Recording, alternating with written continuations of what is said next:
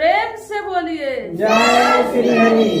बोलिए सर्वशक्तिमान प्रभु की जय।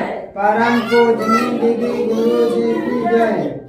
प्रयागराज की धरती पे जन्म हुआ, प्रयागराज में हूँ, इस बात का बहुत ही हमें प्रसन्नता होती है कि यह तीर्थों का राजा है प्रयागराज। जिस जगह पे अनेकों संत महात्मा आए हैं, स्वयं भगवान श्री राम जी आए हैं, तीनों नदियां हैं, गंगा यमुना सरस्वती, तीनों का संगम है। और आप बताइए, कुंभ लगता है, विश्व का एक माना जाना मेला यहाँ लगता है, आप सभी जानते हैं। कुंभ भी लगता है, जैसे कि इस साल देखिए कुंभ है।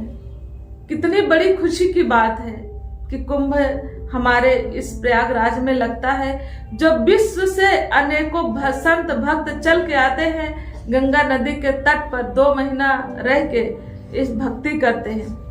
तो भक्ति वाला वातावरण देखने को प्रयागराज में मिलता है।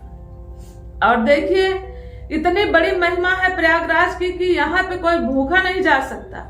भूखा प्रयागराज में प्रवेश करेगा, लेकिन कोई ऐसे पर्व पे कोई भूखा यात्री नहीं जा सकता। जगह जगह पे लोग सेवा के लिए स्टॉल लगा के रखे होते, कोई हलवा, कोई पूरी, कोई सब्जी, सारी चीजें। भक्ति का मतलब ही है कि विचार बदलना, भक्ति का मतलब ही है कि विचार। तो प्रयागराज में सबके अंदर सेवा भावना है, यह बहुत खुशी की बात है। और हम सब भाग्यशाली हैं कि जो यहाँ पे हैं, अनेकों देश से, अनेकों कोने से संत महात्मा चल के यहाँ पर आते हैं। और इस बार का जो कुंभ है बहुत ही भव्य तरीके से होगा, क्योंकि गवर्नमेंट ने भी बहुत अच्छी व्यवस्था की है, प्रबंध किया है हमारे संत महात्मा के लिए। और मैं समझती हूँ कि इतनी जगह भी कहीं नहीं होगी जितनी प्रयागराज की धरती पर है। यह स्वयं प्रभु की कृपा है। व्यक्ति भक्ति करने के लिए आचार विचार व्यवहार नहीं बदलता है, विचारों को नहीं बदलता है, वस्त्र बदल देता है, लेकिन जब तक विचार नहीं बदलेगा तो प्रभु का एहसास नहीं कर सकते हो। वस्त्र बदल देने से आपको मोक्ष की प्राप्ति नहीं हो जाती। वस्त्र के साथ विचारों का बदलना बहुत जरूरी है। और आजकल कहते हैं लोग, बहुत सारी चीजें दिखावे में लोग करते हैं। याद रहे, भक्ति दिखावे का नाम नहीं है। भक्ति दिखावे के लिए मोहताज नहीं है। भक्ति बिकती नहीं है, यह बिकाऊ चीज नहीं है।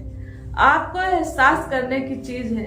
जिसने जन्म दिया, जिसने देखा बाल अवस्था से युवा से बुढ़ापे की ओर आप आगे बढ़ रहे हो, फिर भी आप एहसास नहीं कर पा रहे हो कि हम अपनी उम्र को नहीं रोक पा रहे हैं। बचपन से जवानी, जवानी से बुढ़ापा, यह तीनों चीजें आपके जीवन में घटित हुई। आपका नियंत्रण किसी पे नहीं है। लेकिन आप कैसे कह सकते हो कि हम भक्ति कर रहे हैं? भक्ति करने वाला भी नहीं रोक सकता, स्वयं नारायण ने भी नहीं रोक पाया और रोकेंगे भी नहीं, क्योंकि विधाता का नियम है। विधाता के नियम के साथ हम अपना नियम नहीं लगा सकते।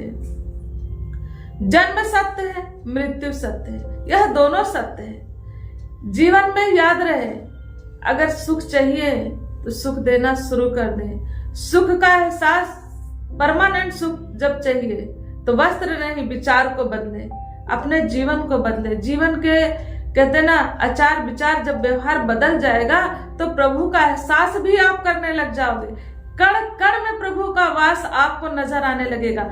हर व्यक्ति में प्रभु का एहसास होने लग जाएगा। जैसे देखिए कि ऐसे संत महात्मा रहे हैं कि कुत्ते में भी भगवान को देखा। हम इंसानों में इंसान का रूप नहीं देख पा रहे, इंसान में इंसान नजर नहीं आता। व्यक्ति को बड़ी विडंबना की बात है।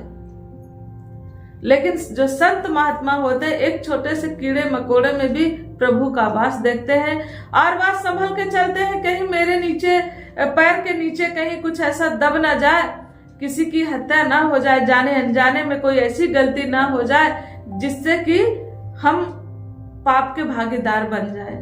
ऐसा सोच होता है व्यक्ति का।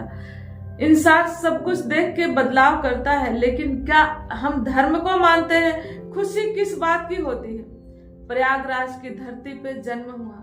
प्रयागराज में हूँ, इस बात का बहुत ही हमें प्रसन्नता होती है कि यह तीर्थों का राजा है प्रयागराज। यहाँ अद्भुत नज़ारे होते हैं। जब माघ मेला आता है, तरह तरह के लोग, अलग अलग संस्कृति के लोग भी माँ गंगा के लिए अंदर से उनकी श्रद्धा है और उनका मानना भी है कि यहाँ पर गंगा नहाएंगे तो पाप धुल जाएंगे।